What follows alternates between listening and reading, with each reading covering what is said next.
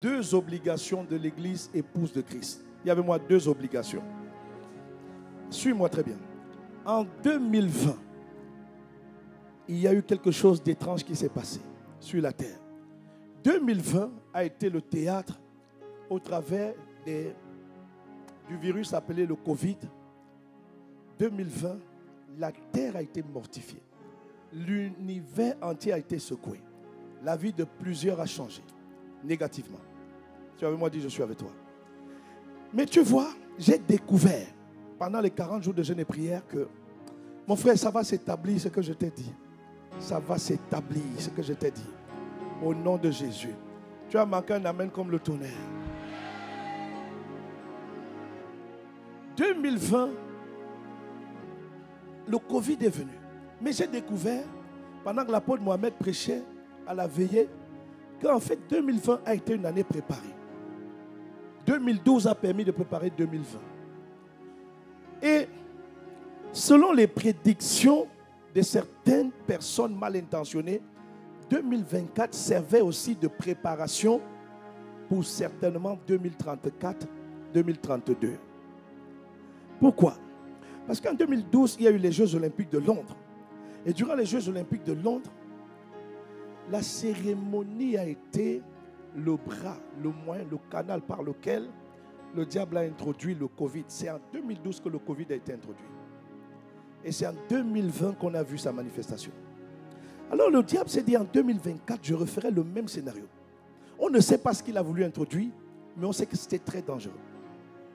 Et l'apôtre Mohamed pouvait dire que la tête de Marie-Antoinette taillée, ça voulait certainement dire que les leaders d'église, que les pères, le diable voulait les éteindre. Le diable voulait les tailler. Le diable voulait les couper. Je n'ai pas entendu ton amen. Donc dans l'agenda des ténèbres, 2024 préparait 2034, voire 2032. Et fait en sorte que la terre soit totalement sans dessus-dessous. Mais tu vois, c'était sans compter sur une église, cette fois-ci une église épouse, une église sentinelle, une église qui veille, une église qui a discerné, une église qui était dans le lieu où Dieu parle et Dieu a parlé. Et Dieu a parlé à son église. Dis amen. Donne un meilleur amen à Jésus. Est-ce que le temps de louange, le temps de prière prophétique t'a fait du bien ce matin? Ah, si ça t'a fait du bien, est-ce que tu peux acclamer Jésus? Est-ce que tu peux acclamer Jésus? Ézéchiel 3,17 nous dit, eh bien toi, fils de l'homme, je t'ai posté comme sentinelle pour la communauté d'Israël. Tu écouteras la parole qui sort de ma bouche et tu les avertiras de ma part. Je vais très vite ce matin. Il y a eu des sentinelles en 2024. L'apôtre Mohamed, l'apôtre Ivan ont été des sentinelles qui ont discerné, qui ont su interpréter les messages subliminaux, les messages cryptés, les messages cachés, les messages masqués par la cérémonie des Jeux Olympiques. On a su la discerner, on a su identifier le traquenard qui se cachait derrière. Dis avec moi, aïe, aïe, aïe. Dis avec moi, aïe, aïe, aïe. Et donc, suite à cela, il y a eu des instructions qui nous ont amenés à nous mobiliser, plusieurs églises dans la francophonie, à prendre 40 jours de jeûne et prière. Et pendant ces 40 jours de jeûne et prière, Dieu a accompli beaucoup de choses que nous pouvons trouver dans le psaume 33, verset 10. La Bible dit, l'Éternel fait échec au dessein des nations. Il réduit à néant ce que les peuples projetaient. C'est exactement ce que Dieu a fait. Ce que les ténèbres projetaient, ce que les ténèbres avaient planifié contre l'église, contre ta vie, contre ma vie, Dieu les a réduits à néant. Oh, je pensais que tu allais acclamer Jésus. Acclame-le Jésus. Acclame Jésus. Bien-aimé, la veillée, le point culminant des 40 jours, c'était vendredi dernier la veillée. Plusieurs d'entre vous, vous ne savez pas. Mais nous avons reçu des alertes. Moi, pareillement. On a vu plusieurs intercesseurs. On a vu comment la veillée allait être attaquée. On a vu comment l'ennemi planifiait d'envoyer des personnes qui allaient venir tirer à bout portant sur la foule. Tirer à bout portant sur les hommes de Dieu. J'ai aussi, par cette grâce, vu cette vision. J'ai vu dans une vision où une personnalité majeure d'ICC recevait une balle dans le dos. Donc c'est pour nous dire que parfois, nous pensons que regrouper, réunir les gens, écoute-moi bien, tel que tu es là ce matin, rassemblé, ce n'est pas un acquis. Ce n'est pas un acquis. Le plan des ténèbres, c'est que tu ne viens jamais à l'église. Et si tu doutes, regarde le nombre de chaises vides. Il y a des gens qui ne sont pas là. Eux-mêmes ne savent pas pourquoi ils ne sont pas là. Je n'ai pas entendu ton amen. Et quand tu vas acclamer Jésus, acclame-le bien. Voilà pourquoi tout ce que Dieu fait doit être porté par l'intercession, par la prière. Est-ce qu'on est ensemble? Satan ne voulait pas que la veillée de vendredi puisse se tenir. Il savait que ce vendredi dernier, allait être un tournant, allait être une phase puissante d'équipement pour toi, pour chacun de nous. Et qu'est-ce que Dieu a fait vendredi dernier? Si tu as été attentif, Dieu a transféré un manteau sur ta vie. Dieu a transféré une grâce sur ta vie. L'onction d'huile qui est venue sur toi vendredi, frère, ne joue pas avec ça. Les paroles que les pères, l'apôtre Ivan, l'apôtre Mohamed, le prophète Rodrigue ont relâchées, ne joue pas avec ça. Voilà pourquoi je dis à quelqu'un, you are not the same now. Tu n'es plus le même. Quand tu te regardes au miroir, c'est la même personne, c'est la même couleur de la peau. Bon, sauf si tu te maquilles. Il n'y a pas de souci. Parce que là, vraiment, les sœurs, on est ensemble. Hein? Hey! Hey! Non, on est ensemble. Parce que j'ai découvert que tu peux être blague de peau comme moi, mais quand tu te maquilles, mais laisse tomber, tu deviens un tismé choco. Là, tu vois un peu. Hey! Bon, on ne va pas là-bas, acclame Jésus. En fait, ce que j'essaye de te dire, c'est que ta statue spirituelle n'est plus la même. Il y a une puissance qui est venue sur toi. Il y a un transfert de grâce qui est venu sur toi. Et j'ai en souvenir les propos de l'apôtre Ivan. Il a dit, ce qui ne m'a pas arrêté, ce qui n'a pas arrêté l'apôtre Mohamed, ce qui n'a pas arrêté le prophète Rodrigue, n'arrêtera pas le peuple. Oh mon frère, non, la qualité de ton amen est très faible. Normalement, c'est un amen comme le tonnerre. Tu es désormais inarrêtable. Écoute-moi, frère. Ce n'est pas n'importe qui se lève et construit la cité royale en France. Donc si quelqu'un que tu as utilisé pour construire la cité royale te dit ce qui ne m'a pas arrêté, compte tenu de l'hostilité, compte tenu du plan, de l'agenda des ténèbres dans le monde invisible et visible qui se sont dressés contre la cité royale et n'ont pas pu arrêter cela. Excuse-moi, peut-être toi tu penses encore qu'on peut t'arrêter, mais moi je suis venu te dire, on ne peut plus t'arrêter. Les petits sorciers du village ne t'arrêteront plus. Là où tu disais, j'apprends, je n'arrive pas à retenir, tu as reçu une intelligence pour réussir dans les affaires. Si tu donnes un amen comme le tonnerre, ça se passe. En fait, pour résumer, ce que Dieu a fait de toi, il t'a amené à la statue de l'épouse. Écoute-moi bien. Ce que Dieu a fait de toi, il t'a amené à la statue de l'épouse de Jésus, de l'épouse de Christ. Et si tu as été attentif à la prédication de l'apôtre Mohamed, qui nous a expliqué la vie de Jésus à partir du mariage juif.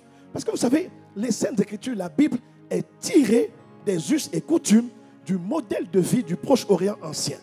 Dieu a utilisé le mode de vie des habitants du Proche-Orient ancien pour pouvoir écrire les Écritures.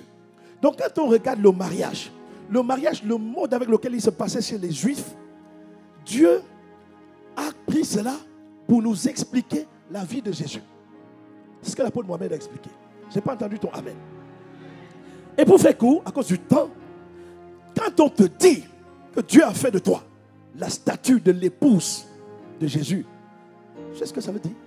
Ça veut dire que quelqu'un ose, de jour comme de nuit, s'attaquer à toi. C'est à Jésus qu'il s'attaque. Est-ce que tu prends conscience de ça? Est-ce qu'ici on peut me donner mon amen comme le tonnerre? Un amen comme le tonnerre! Oh, vous êtes fatigué ici. Donnez-moi un amen comme le tonnerre. C'est ça là, c'est ça. Aïe, aïe, aïe, aïe, aïe, aïe. Je te supplie de prendre conscience. Et pour illustrer, il a dit, si tu fais du mal à mon fils, Je te poserai la question, mais qu'est-ce qui s'est passé? Mais si tu touches ma femme, hey, frère, laisse la porte y va. Si tu touches mi ciel et terre, je pose le micro, je retire la chemise et sois prêt à bagarrer. Non, je suis sérieux, je te dis sois prêt à bagarrer. Et je ne suis pas sûr que tu vas t'en sortir. Non, je suis sérieux. C'est là où tu vas voir le...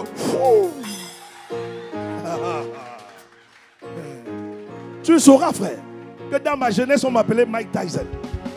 Hey! Et dans l'âge où je suis parvenu, on m'appelle parfois Francis Ngannou. Hey! Bon, si ça ne te fait pas peur, hey! Non, on ne rit pas avec l'épouse de quelqu'un. On ne rit pas avec l'épouse de quelqu'un. Tu n'as pas le droit. Donc quand tu es l'épouse de Jésus, personne n'a le droit de jouer avec toi. Il faut que tu te vois comme l'épouse de Jésus. Oh, donne un meilleur amen. Ça veut dire que tu es intouchable. Tu es intouchable. Je prie que tu prennes conscience de ça. Je prie. Moi, j'ai pris conscience de ça. Il y a parfois des choses. Tu dis, frère, je ne compte pas sur moi. Je compte que je suis l'épouse de Jésus. Oui. Est-ce que tu prends conscience de ça? Dis, je suis l'épouse de Jésus. Quitte la dimension de fils. Va dans la dimension d'épouse. Et maintenant, suis-moi. Quand tu es donc épouse, toute épouse a des obligations. D'où le titre de mon message. 2 obligations. Quand tu es une femme mariée, quand tu es une épouse, tu as des obligations. C'est bien de porter la belle robe là. Je vois plusieurs femmes porter la belle robe au nom de Jésus. Oh, une sœur a marqué une bonne occasion de donner un amen comme le tonnerre. Bon, je dirais que les sœurs ne veulent pas se marier ici. Bon, moi je vais parler aux frères. Je vois les frères porter les costumes. Il y a plus de soif chez les frères. Les frères, recevez le mariage au nom de Jésus. Oh. C'est quelle histoire? Il y a les gens qui se sentent gênés quand on parle de mariage. Frère, moi le jour où je me mariais, j'étais tellement content. Il n'y avait personne plus heureux que moi. Je faisais sa gloire est dans ma vie. Aïe, aïe, aïe. Ah. Sa gloire est dans ma vie. Regarde mon chant. Il m'a touché. Il m'a donné Nathalie.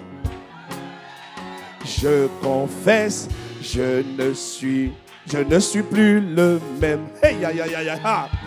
Quand tu me vois, je suis bien accompagné. La plus belle merveille est venue dans ma vie. Aucun homme acclame Jésus.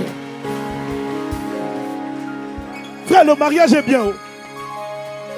Dis amen. Est-ce qu'une soeur peut dire amen? Une soeur célibataire peut dire amen. Un frère célibataire peut dire amen. Hey.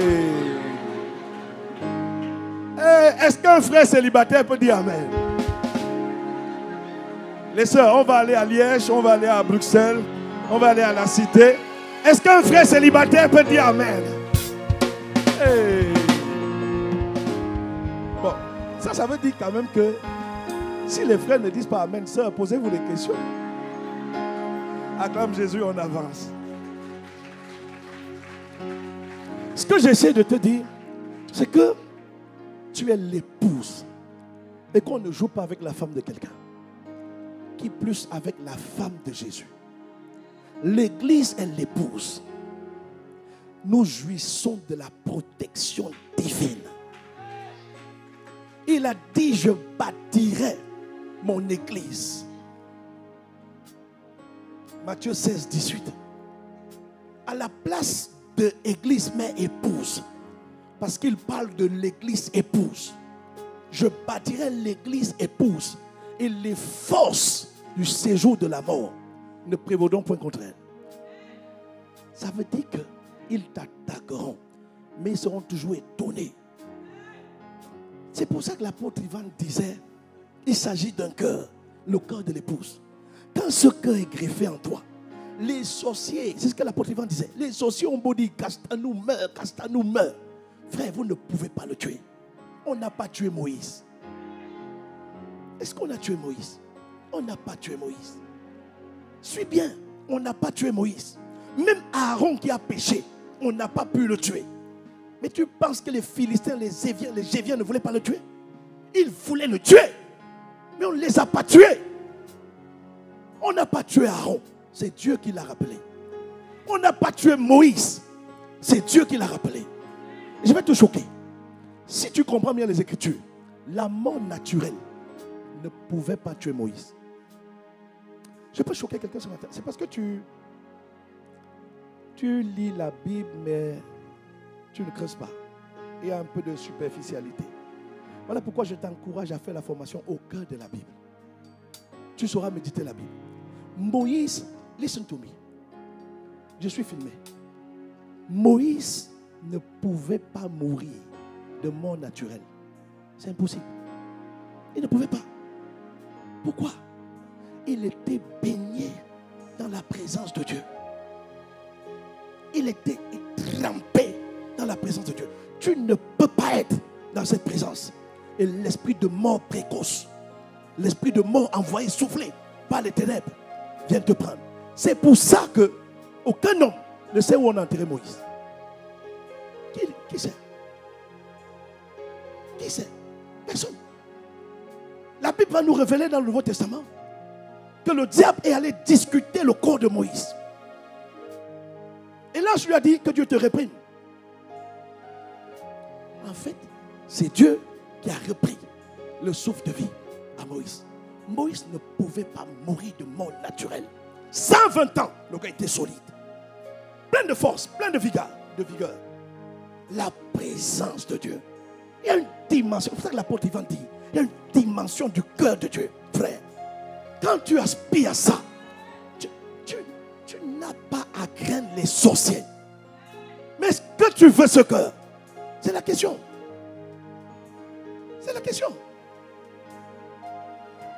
Quand tu aspires à devenir l'épouse, tu vas aimer passer le temps dans la présence de Dieu. C'était la force de Moïse. La Bible dit que au point où son visage, il est tellement resté dans la présence de Dieu, au point où son visage était lumineux. Tu imagines ça? Il était obligé de mettre un voile. La présence de Dieu avait déteint sur sa vie naturelle, sur son corps naturel.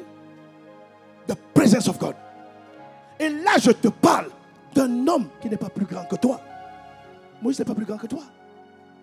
Moïse appartient à la génération de ceux qui ne sont pas nés de nouveau, qui ne sont pas nés de Dieu. La Bible dit le plus grand entre les hommes qui ne sont pas nés de Dieu, c'est Jean-Baptiste. Moïse n'est pas plus grand que Jean-Baptiste. Et Dieu a fait venir sur la terre Jean-Baptiste avec la puissance d'Élie. Encore là, un autre homme qui a vu, qui a été enlevé. La mort n'a pas déteint sur lui.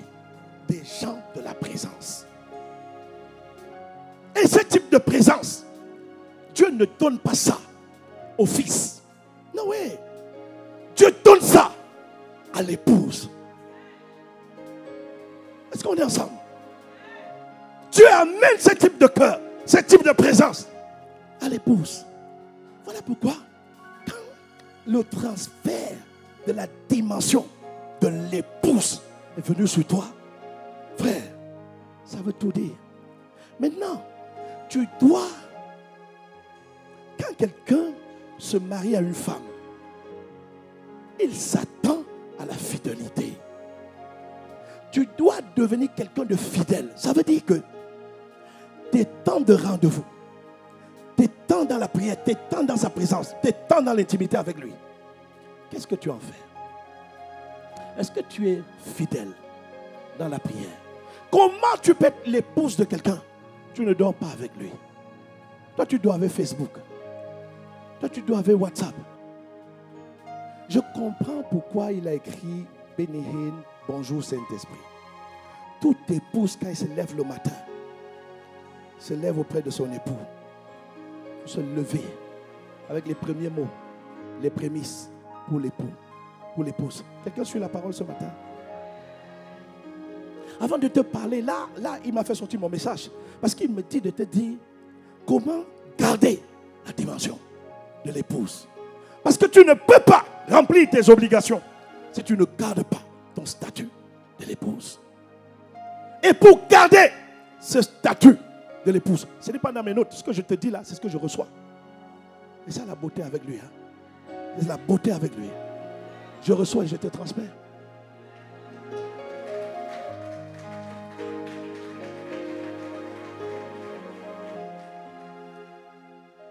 Ma crainte, c'est que plusieurs perdent le statut de l'épouse.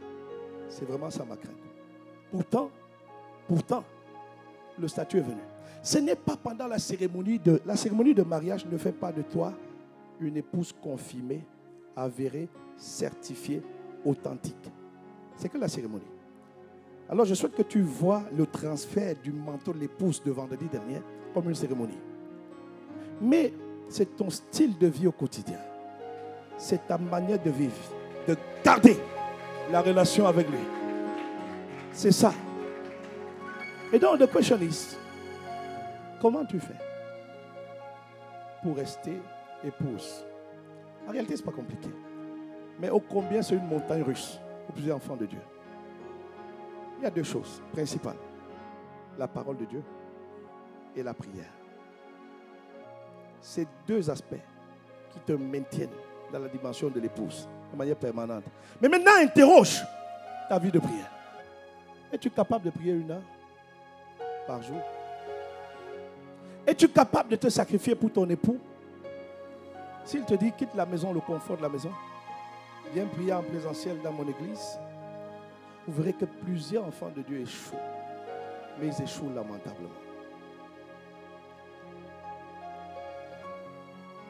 Es-tu capable de te lever la nuit pour prier, malgré le fait que tu travailles? Le pasteur Yannick Djati, dans une de ses vidéos, dit plusieurs chrétiens sont prêts à ne pas venir à l'église le dimanche pour 2 heures de temps, mais ne peuvent jamais renoncer au travail le lundi. Est-ce qu'on est ensemble? Alors je veux t'encourager. Ce n'était pas ça le but de mon message. Pour garder ta dimension de l'épouse, s'il te plaît, sois quelqu'un de la prière.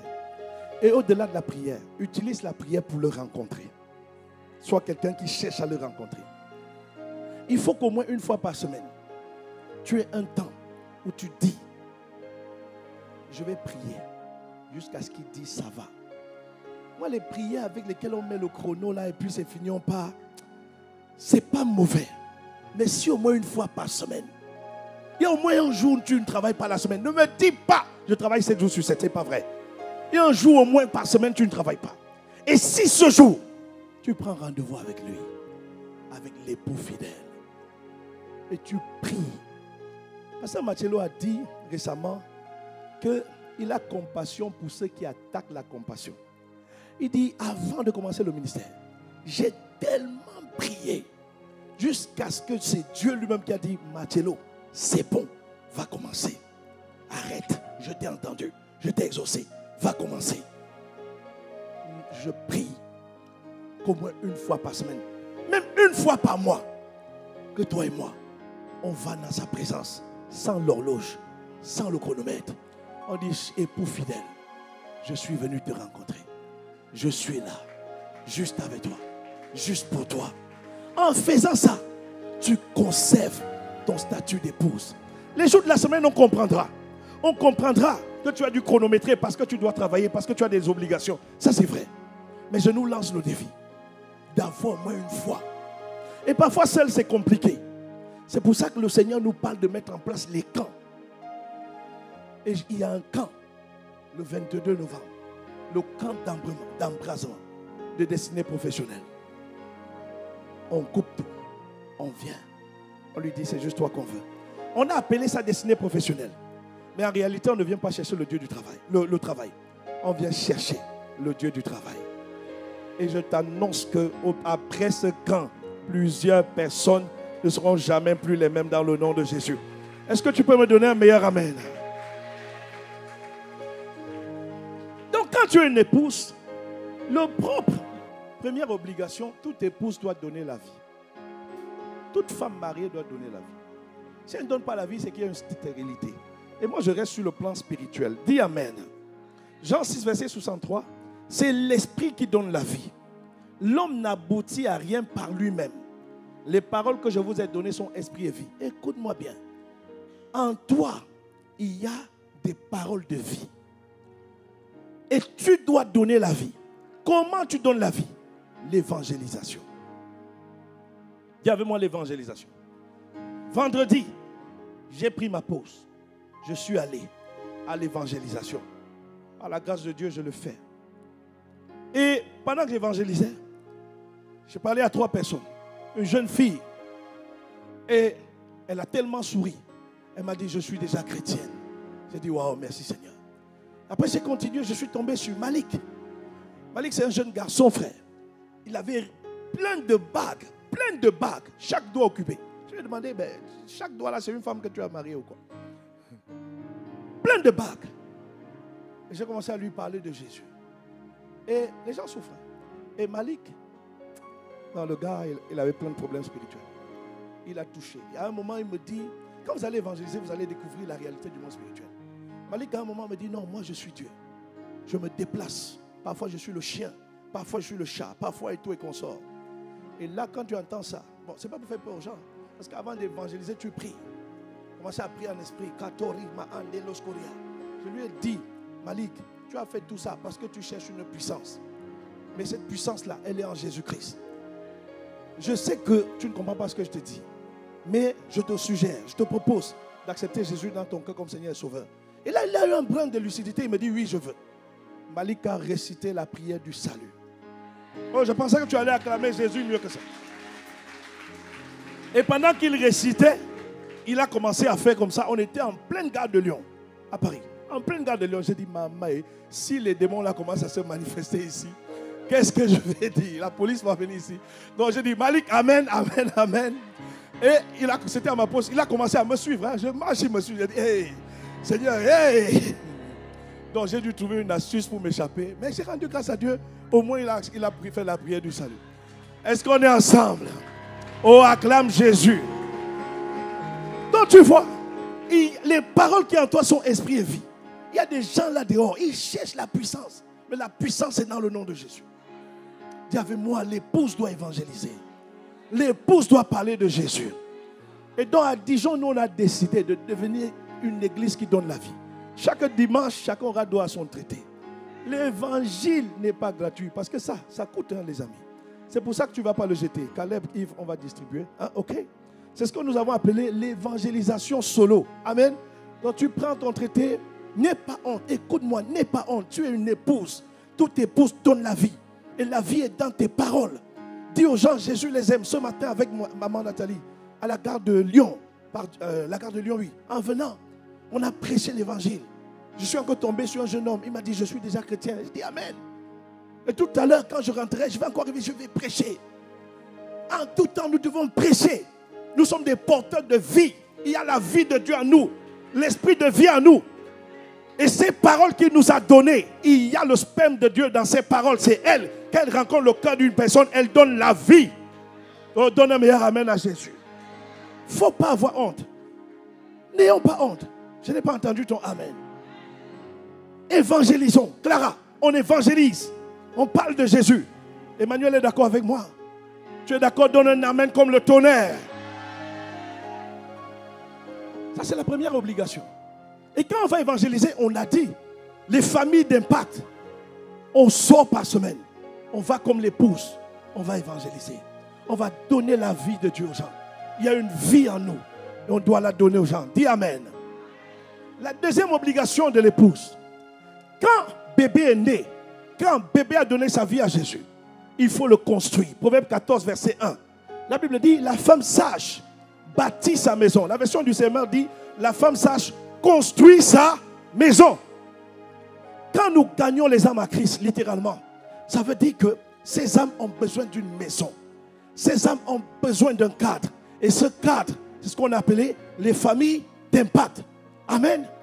Je n'ai pas entendu ton amen. On les conduit dans les familles d'impact et on les expose à la vie de prière, aux enseignements. Amen. Au parcours de croissance de la nouvelle création. On les expose à la vie de Dieu, à l'amour de Dieu. Voilà comment on les construit. Je n'ai pas entendu ton amen. Est-ce que quelqu'un a compris? Si tu as compris, acclame Jésus.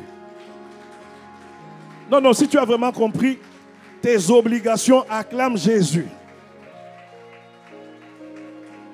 Le groupe de louange va monter. Je vais t'inviter à te tenir debout. Dieu m'a dit qu'à partir de 2024, c'est très important, frère. Je vous dis la vérité. Je vous dis la vérité. La terre ne sera pas meublée de ténèbres. C'est faux. C'est très faux. 2024 était planifié pour appeler un chaos dans les 10 années qui viennent. Mais Dieu, par les 40 jours et la finale, a fait de 2024 l'année qui va appeler sa gloire sur les nations. Amen. L'année qui va appeler sa gloire sur les nations dans les familles. Amen. Plusieurs jeunes ici, vous allez être des tueurs de géants. Amen. Est-ce que les jeunes sont là? Amen. Plusieurs jeunes ici, vous allez être des tueurs de géants. Je comprends beaucoup de choses maintenant. Nous, on dit ici, c'est la DCA. On chante, on saute, on est content. Mais j'ai compris que c'est trop prophétique. La DCA fait partie des plateformes pour contrôler les années à venir. Amen. Ce n'est pas qu'une danse. Hein. C'est un mouvement prophétique très fort. Amen. Amen. Amen. L'église des jeunes qui commence dimanche prochain. Dimanche prochain, nous commençons l'église des jeunes. Amen. Cette plateforme-là et le culte des jeunes commencera à 14h30. Donc tu as compris que nous passons à 3 cultes. Moi-même, c'est bizarre pour moi. Non, je vous dis, c'est bizarre sur moi. Mais je ne vais pas obéissance. Parce que Dieu est en train de préparer des tueurs de géants. Amen. Donc les jeunes, 14h30, nous nous retrouvons dimanche prochain. Amen. Chacun vient avec une personne. Chacun vient avec une personne. Ce que je veux dire à quelqu'un, c'est que les familles d'impact, les maisons d'impact, ne jouons pas avec ça. Amen. Ça va être le laboratoire. Ça va être un incubateur pour sortir des tueurs de géants. Je vois beaucoup d'hommes et de femmes dans les 7 sphères d'influence sortir, jaillir, apparaître dans tous les 7 sphères. Le sport, la communication, les médias. Amen. Elles seront préparées dans les familles d'impact. Amen. Pendant 30 secondes, rends grâce à Dieu pour cette parole.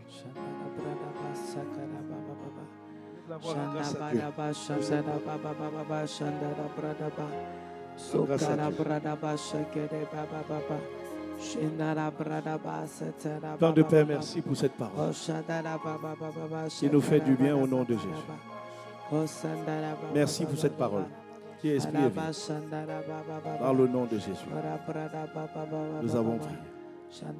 S'il y a quelqu'un au son de ma voix, tu ne connais pas Jésus. Jésus te cherche. Il a dit, si tu entends sa voix, n'endurcis pas ton cœur. Je me tiens de la part de Jésus. Et Jésus me dit de te dire combien il t'aime, qu'il a donné sa vie pour toi, afin que tu ne périsses pas, mais que tu vives. Alors si tu es là et tu veux accepter Jésus, répète après moi, Jésus, pardonne mes péchés. Pardonne mes péchés. Viens dans mon cœur. Sois mon Seigneur et mon Sauveur. Règne et demeure à jamais dans ma vie. Au nom de Jésus. J'ai ainsi prié. Si tu as fait cette prière pour la première fois, je ne t'ai pas parlé de religion, mais je t'ai parlé de la personne de Jésus. Lève la main où tu es. Lève la main où tu es.